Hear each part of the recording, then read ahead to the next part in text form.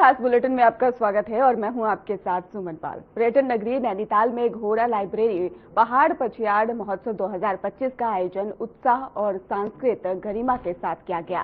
इस महोत्सव का उद्देश्य पहाड़ी संस्कृति, लोक परंपराओं और पुस्तक प्रेम को बढ़ावा देना है, जिसमें कि सीएम धामी ने शिरकत की। इस दौरान ही उन्होंने क्या कुछ कहा है, आपको सुनवाते।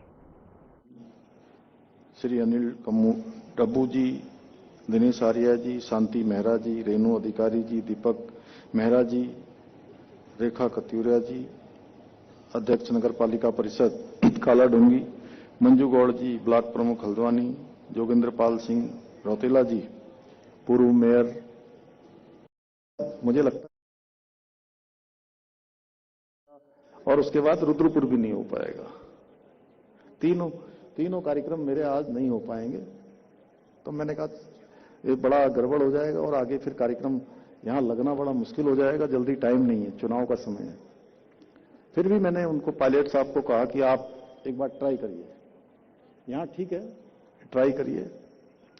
और नैनीताल पहुंचते पहुंचते तक बारिश ही हो रही थी, लेकिन थोड़ी देर में कोहरा हट गया, बादल छट गए, बारिश रुक गई और सूरज निकल गया। कमल एक बार और, जैसा ही प्रताप जी बैठे हैं पीछे, ऐसे ही एक बार और हुआ। देवीधुरा में बगवाल थी जिस दिन, रक्षाबंधन के दिन, इस बगवाल से पिछली वाली में 2024 में। तो मैं खटीमा था, 11:30 बजे वहां से चलना था और 12 बजे पहुंचना था।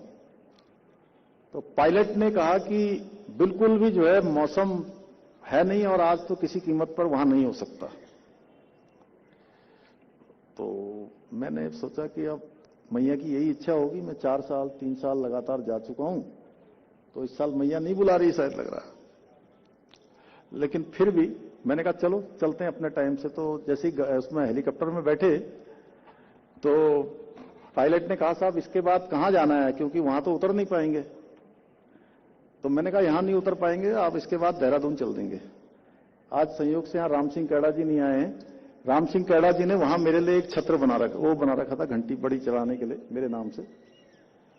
तो मैंने कहा चलो ट्राई करो। तो जैसे ही हम रीठा साहब के आसपास पहुंचे तो मैंने पैर के जूते निकाल लिए और 2 मिनट मैया का ध्यान किया।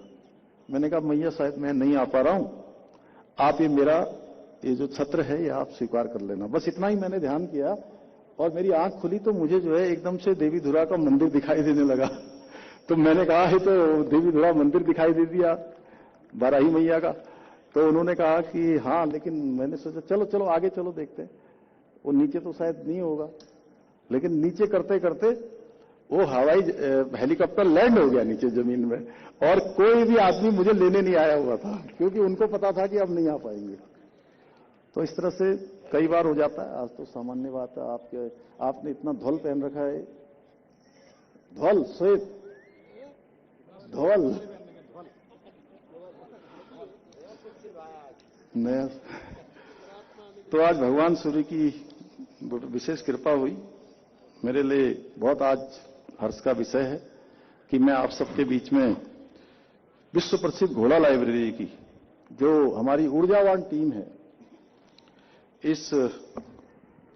इधर आवाज पहुंच रही है क्या पीछे?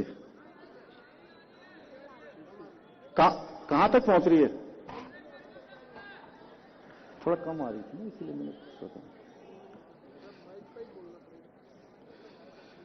तो हमारी ये ऊर्जावान टीम, इनके द्वारा आयोजित ये हमारे लोक संस्कृति, पुस्तकों एवं प्रकृति को समर्पित ये जो पछयाड़ महोत्सव के माध्यम से इन सब लोगों ने आज आप सबके बीच में इतना बड़ा यहां पर उपस्थित होने का मौका दिया। ये सौभाग्य है हम लोगों का।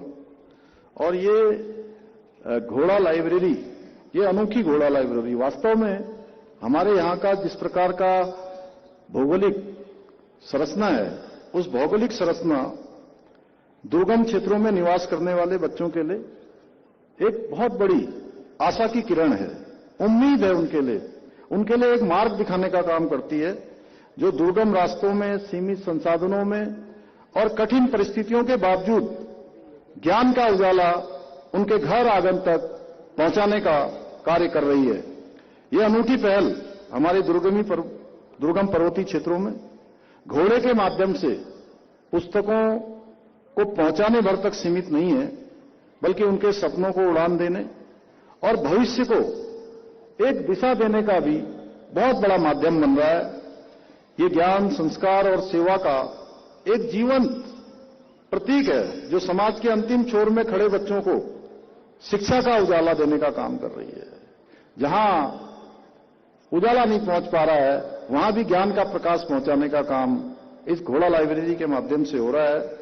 और यही कारण है कि आदरणीय प्रधानमंत्री श्री नरेंद्र मोदी जी ने अपने मन की बात के कार्यक्रम में घोड़ा लाइब्रेरी से जुड़े हुए हमारे ऊर्जावान युवाओं की इस अभिनव और प्रेरणादायी पहल की विशेष रूप से उन्होंने सराहना की थी।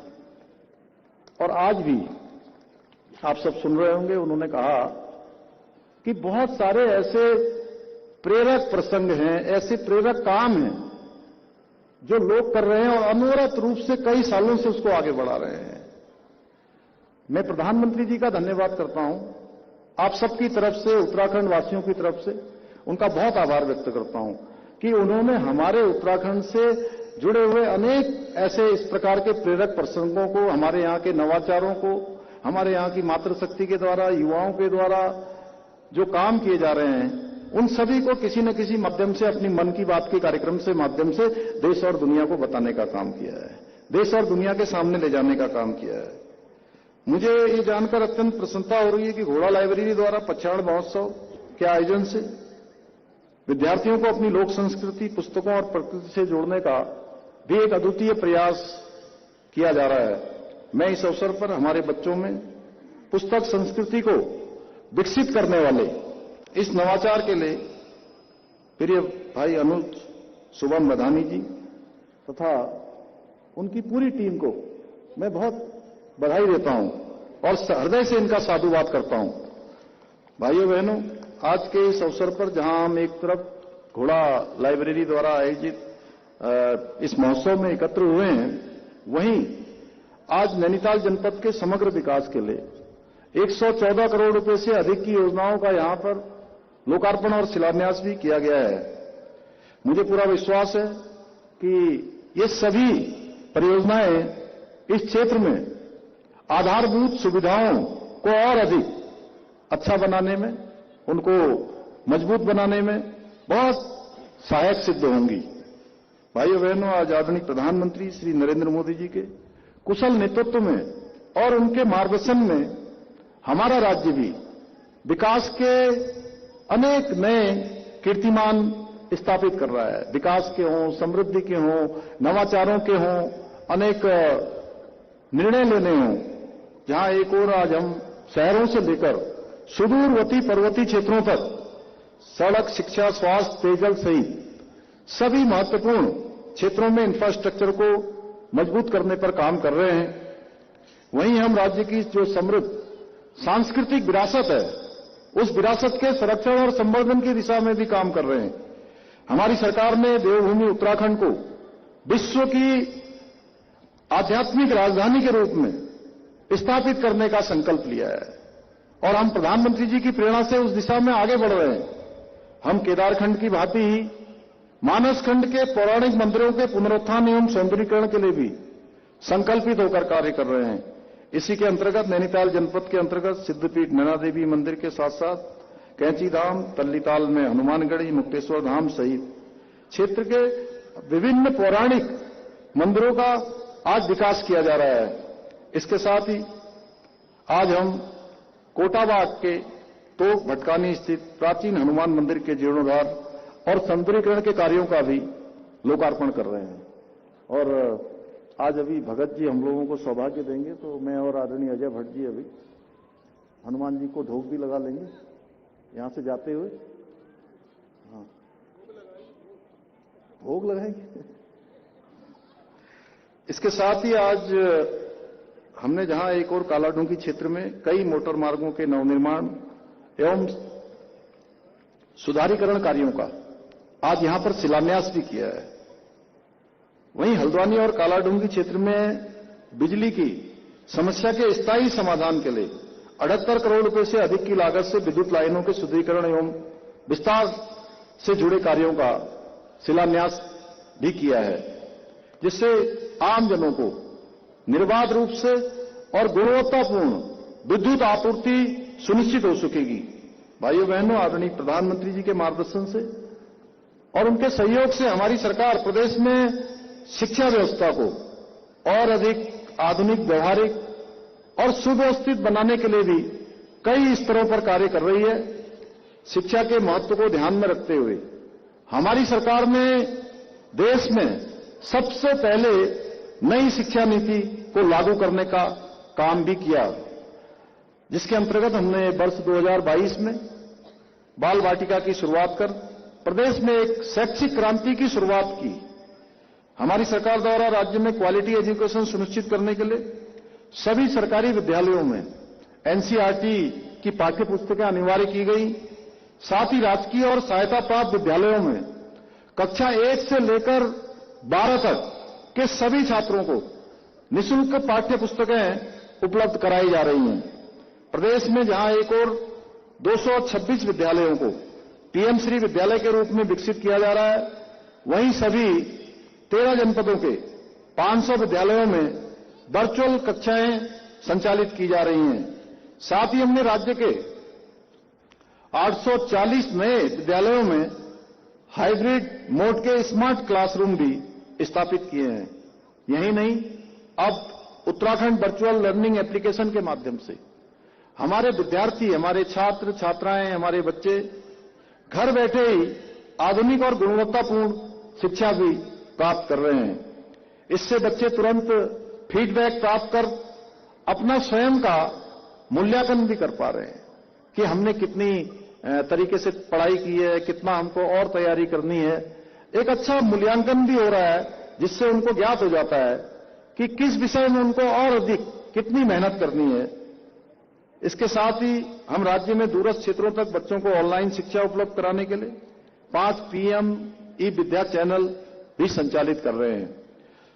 हम जहां एक और उत्तराखंड के सरकारी और अशासकीय स्कूलों के 6वीं से लेकर 12वीं तक के मेधावी छात्र छात्राओं को मुख्यमंत्री मेधावी छात्र प्रोत्साहन योजना के माध्यम से प्रत्येक माह छात्रवृत्ति भी प्रदान कर रहे हैं, जिससे उनको अपने पठन पाठन के लिए प्रोत्साहन मिले, वो आगे बढ़ें और शिक्षा में उनकी रुचि बनी रहे। वहीं हमने राज्य में बच्चों के व्यक्तित्व विकास के लिए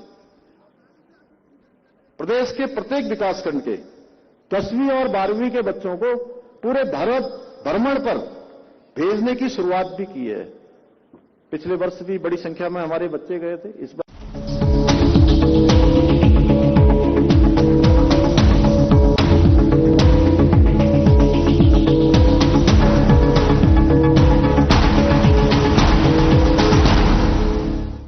क्या आप जिम जाते हैं, कसरत करते हैं, फिर भी आपकी सेहत नहीं बनती? काजू बादाम किशमिश मेवे प्रोटीन के डिब्बे खाते हैं, फिर भी कुछ असर नहीं होता? तो इसका मतलब है आपका पाचन तंत्र खराब है। और जब तक के पाचन तंत्र दुरुस्त नहीं होगा, आप जितना मर्जी अच्छे से अच्छा खा लो, आपकी सेहत नहीं बन सकती। इसलिए हमारी संस्था सन्यासी आयुर्वेदा ने एक ऐसी दवा का निर्माण किया है जो कि आपके लिवर, आपके पाचन तंत्र को दुरुस्त करने का काम करती है, ताकि आप जो भी खाएं उसका पूरे का पूरा निचोड़ आपके शरीर को लगे, आपकी भूख बढ़े, खाया पिया सही से लगे, नया खून बने, हड्डियों में जान आए, वजन बढ़े और आप मोटे तगड़े खूबसूरत पर्सनैलिटी के मालिक बन जाएं। सिर्फ 655 रुपए की पूरे 1 महीने की दवा होती है और आप इसे घर बैठे 011-45454545 पर फोन करके दवा मंगवा सकते हैं।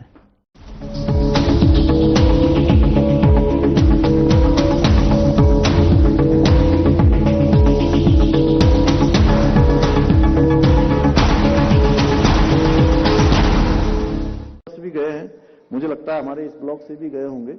प्रदेश के सभी ब्लॉकों से बच्चे भारत भ्रमण पर जा रहे हैं, जिससे उनका एक अच्छा उनको एक्सपोजर मिल रहा है। अनेक अनेक बड़े बड़े संस्थानों को देखने का अवसर मिल रहा है। अनेक अनेक जो बड़े बड़े अवस्थापना बनी है देश के अंदर, उनसे सीखने का अवसर मिल रहा है, अनेक लोगों से मिलने का अवसर प्राप्त हो रहा है। इतना ही नहीं, राज्य के माध्यमिक विद्यालयों में हमने 8 ट्रेड्स में व्यावसायिक शिक्षा भी प्रारंभ की गई है, जिससे 42,000 से अधिक छात्र छात्राएं कौशल आधारित शिक्षा से लाभान्वित भी हो रहे हैं। मुझे ये बताते हुए अत्यंत हर्ष हो रहा है कि राज्य में पहली बार 12वीं के व्यावसायिक छात्रों के लिए रोजगार मेलों का आयोजन भी किया गया है, जिसके माध्यम से 146 विद्यार्थियों को प्रतिष्ठित कंपनियों में चयन हुआ है। और इस अभिनव प्रयास की भारत सरकार के शिक्षा मंत्रालय ने भी बहुत प्रशंसा की है। इसके अतिरिक्त उत्तराखंड देश का पहला ऐसा राज्य बन गया है जहां बुनियादी शिक्षा के लिए राज्य पाठ्य चर्चा रूपरेखा तैयार की गई है। यही नहीं, विद्यालयों में विद्यार्थियों की रचनात्मकता को बढ़ावा देने के लिए बस्ता रहित दिवस को भी पाठ्य चर्चा में शामिल किया गया है। हमारी सरकार स्थानीय भाषा और संस्कृति के संरक्षण के लिए भी काम कर रही है। गढ़वाली, कुमाऊनी, जौनसारी भाषाओं में भी पुस्तकें तैयार की गई हैं। इसके साथ ही थारू, बॉक्सा, रवाल्टी भाषाओं में शब्दकोश भी बनाए जा रहे हैं। साथ ही हमारी विरासत पुस्तक के माध्यम से कक्षा 6 से लेकर 8 तक के छात्रों को उत्तराखंड की संस्कृति, लोक परंपरा और महान विभूतियों से परिचित कराने का कार्य भी किया जा रहा है। इतना ही नहीं, बच्चों में कौशल, उद्यमिता, भारतीय ज्ञान परंपरा को विकसित करने के लिए कौशलम कार्यक्रम भी प्रारंभ किया गया है। आज इस कार्यक्रम में उपस्थित बहुत सारे बच्चे या उनके अभिभावक जो यहां पर होंगे, मैं ये जरूर कहना चाहता हूं, क्योंकि हमारे बच्चे इसमें से भी बहुत सारे आगे चलकर सरकारी नौकरियों में जाने का सपना देख रहे होंगे या उसकी तैयारी कर रहे होंगे। आपके और आपके बच्चों के ये सपने, ये मेहनत, ये उनकी प्रतिभा, उनकी क्षमता किसी भी नकल माफिया की भेंट न चढ़े, इसके लिए हमारी सरकार ने उत्तराखंड में देश का सबसे कठोर नकल विरोधी कानून लागू किया है, जिसका परिणाम है कि पिछले 4 वर्षों में 26,000 से अधिक युवाओं ने सरकारी नौकरियां प्राप्त करने में सफलता प्राप्त की है। और अब नौकरियां प्राप्त करने का या चयन होने का केवल एक मानक होता है, वो मानक होता है योग्यता, क्षमता और प्रतिभा। उसी का कारण है, जैसा आदरणीय अजय भट्ट जी ने कहा, कि अब बहुत सारे हमारे छात्र, हमारे छात्राएं, हमारे बेटे बेटियां, भाई बहन जो परीक्षाओं में पहले भी कई सालों से भाग ले रहे थे, लेकिन उनका चयन नहीं हो रहा था, क्योंकि चयन उनका हो जाता था जो नकल माफियाओं से साठगांठ करते थे, चयन उनका होता था जो भ्रष्टाचार में संलिप्त रहते थे। लेकिन जो ईमानदारी से, मेहनत से गरीब माता पिता अपने बेटे और बेटियों को पढ़ाने के लिए जो तमाम प्रकार के कष्टों का सामना करते थे, अपनी निजी जिंदगी में तमाम प्रकार की जरूरतों की कटौती करते थे, उसके बाद अपने बच्चों की तैयारी करवाते थे, उनके साथ अन्याय होता था। भाइयों बहनों, हमने इस एक व्यवस्था ये जो खराब हो चुकी थी, नकल एक उद्योग बन चुका था, इस नकल के उद्योग को पूरी तरह से उसमें ताला लगाने का काम हमारी सरकार ने किया है। और आपने देखा होगा पिछले 3 वर्षों में, जब से नकल विरोधी कानून लागू हुआ है, 100 से अधिक नकल माफियाओं को हमने जेल की सलाखों के पीछे भेजने का काम किया है। और अगर ये मैं कुल 26,000 से ज्यादा इन नियुक्तियों की बात करूं, तो उत्तराखंड राज्य गठन के बाद इन 25 सालों में अगर हम कुल नियुक्तियों को निकालते हैं, तो कुल नियुक्तियों में से 2/3 से अधिक नियुक्तियां यही 26,000 से अधिक नियुक्तियां हैं। 2/3 से अधिक का आंकड़ा है, ऐतिहासिक आंकड़ा है, और ये अनवरत रूप से चलने वाला है। ये क्रम यहीं रुकने वाला नहीं है।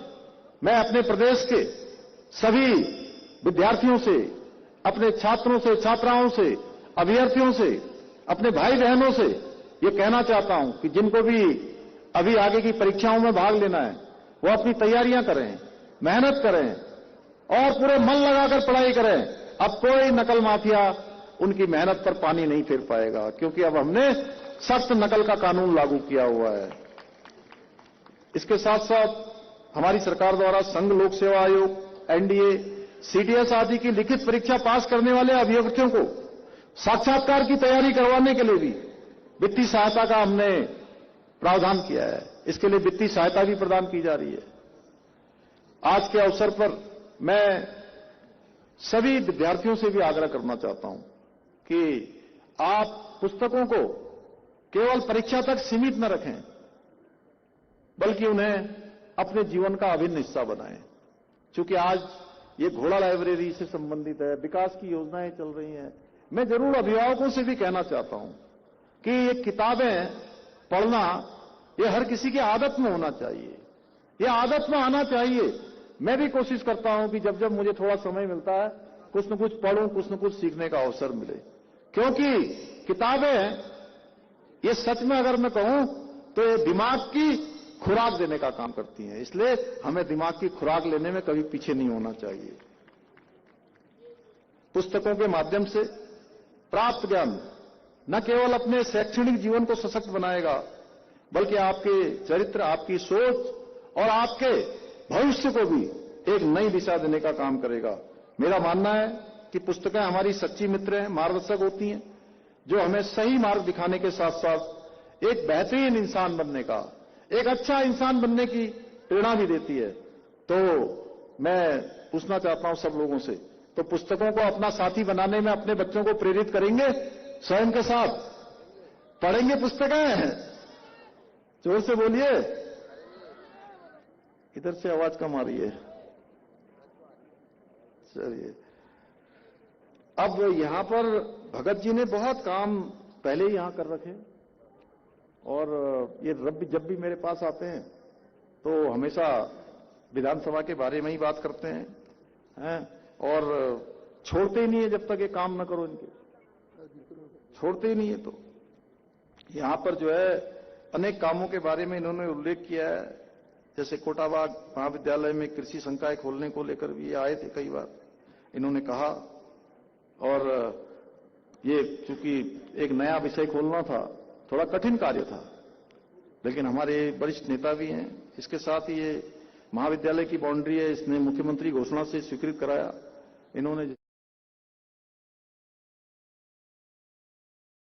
वहीं देहरादून से खबर है, जहां पर चमोली में कल राज्य स्तरीय कार्यक्रम का आयोजन। किसान दिवस 2025 के अवसर पर भव्य कार्यक्रम, और केंद्रीय कृषि मंत्री शिवराज सिंह चौहान करेंगे शिरकत। सीएम पुष्कर सिंह धामी भी कार्यक्रम में होंगे शामिल। मेला मैदान गोचर चमोली से शुरू होगा कार्यक्रम। तो बड़ी अपडेट, जहां पर कार्यक्रम का आयोजन किया जाएगा।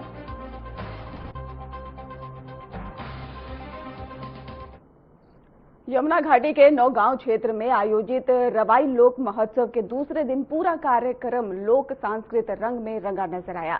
महोत्सव का मुख्य आकर्षण स्थानीय पारंपरिक वाद्य यंत्रों की ही गूंज और रवांटी कवि सम्मेलन रहा, और कवि सम्मेलन में क्षेत्रीय कवियों ने अपनी बोली भाषा के माध्यम से समाज को जागरूक करने का संदेश दिया, और नई पीढ़ी से ही अपनी मातृभाषा को न भूलने की भी अपील की। महोत्सव के दौरान ही 21 ढोल वादकों ने ही एक साथ ढोल दबाऊ और इसके साथ ही रणसिंगा की सामूहिक प्रस्तुतियां दी हैं, जिससे पूरा वातावरण लोक धुनों से गूंज उठा। शंखनाद ने ही कार्यक्रम को और भी भव्य बना दिया।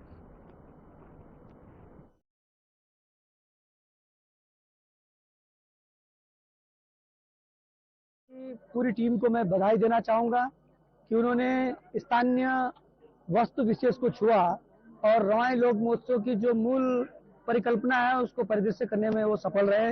मैं बधाई देना चाहता हूं पूरी टीम को कि जो रवाई की संस्कृति है, उनका खान पान है और रहन सहन है, और आज जो बुक का जो विमोचन हुआ है, उन सब बातों में इन सब चीजों का समावेश है। मेरी तरफ से ढेर सारी बधाई इस पूरी टीम को। देखो, मैं प्रत्येक साल रवाई महोत्सव में आती हूँ, और यहाँ आकर के जो रवाई महोत्सव में अपनी बोली, अपनी भाषा, लोक भाषा और लोक बोली के लिए जो संवर्धन के लिए जो कार्य किया जा रहा है वो प्रशंसनीय है। मैं रवाई महोत्सव की सबको बधाइयां देती हूँ, शुभकामनाएं देती हूँ। आइए हम इसी तरह से अपनी लोक भाषा, लोक बोली का संरक्षण करें। मैं ये सभी से कहना चाहूँ।